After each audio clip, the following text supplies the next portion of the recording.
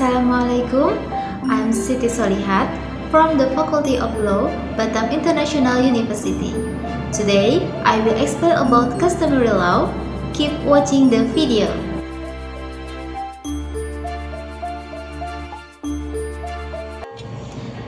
Sistem hukum waris adat. Sistem kewarisan individual, harta peninggalan dapat dibagi-bagi kepada ahli waris seperti masyarakat Jawa. Sistem kewarisan akolektif, harta peninggalan itu diwarisi secara bersama-sama para ahli waris. Misalnya harta pusaka, tidak dimiliki atau dibagi-bagi, hanya dapat dipakai atau hak pakai. Sistem kewarisan mayorat, harta peninggalan diwariskan keseluruhan atau sebagian besar jatuh pada salah satu anak saja. Sistem mayorat dibagi menjadi dua, mayorat laki-laki yaitu harta peninggalan jatuh kepada anak laki-laki. Mayorat perempuan yaitu harta peninggalan jatuh pada anak perempuan tertua. Dalam waris terdapat harta peninggalan dibagi menjadi 4 jenis prinsip: piutang pewaris, harta asal pewaris, harta pusaka, setengah harta dari bersama antara pewaris atau janda. Lalu ada pewaris. Pewaris adalah orang yang sudah meninggal. Segala harta peninggalan seseorang yang meninggal dunia demi hukum secara otomatis milik semua ahli waris. Lalu ada ahli waris. Ahli waris utama dalam hukum adat adalah anak kandung, orang yang mempunyai hubungan darah pewaris yang tergantung dari sistem warisnya dan sistem kekeluargaannya. Kita lihat dari sistem keluarga patrilineal.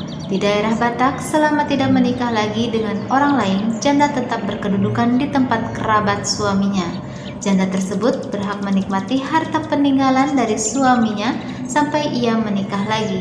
Meski demikian, kedudukan janda bukan ahli waris ini menurut hukum adat waris di Pematang Siantar. Putusan ini terdapat pada Mahkamah Agung tanggal 2 November 1976 nomor 24 Kasib 1975. Lalu dalam sistem matrilineal di Minangkabau, duda tidak mewarisi dari istrinya yang wafat. Ia tetap berhak menikmati harta peninggalan suami sampai menikah lagi. Dan terakhir dalam sistem parental.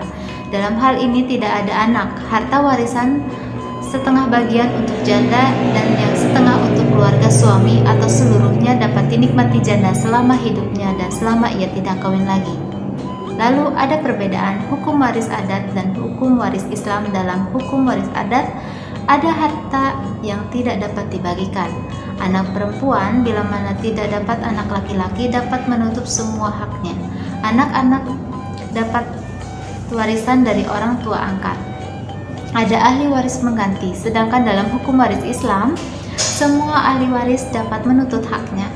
Hak ahli waris sesuai dengan bagian masing-masing. Anak angkat tidak mendapatkan warisan. 4. Tidak adanya ahli waris pengganti.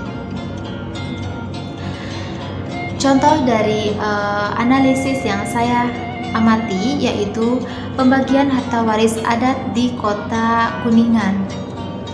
Di Kota Kuningan, hukum warisnya itu tidak berdasarkan jenis kelamin dan hanya berdasarkan dari urutan anaknya saja. Contohnya, ibu dan ayahnya masing-masing membawa harta saat menikah. Harta tersebut menjadi harta bersama. Harta bersama tersebut akan dibagikan menjadi harta tersebut akan dibagikan kepada 3 anaknya. Misalnya harta tersebut itu tersisa 100 juta. 100 juta tersebut adalah sisa dari hutang piutang, pengurusan jenazah serta wasiat yang sudah dijalankan. Dari 100 juta tersebut dibagi menjadi 3. Untuk anak pertama yaitu 50%, anak kedua yaitu 30% dan anak yang terakhir adalah 20%. Jadi anak pertama akan lebih besar dari anak kedua akan lebih besar dari anak ketiga, ataupun sebaliknya anak ketiga lebih kecil dari anak kedua akan lebih kecil dari anak pertama.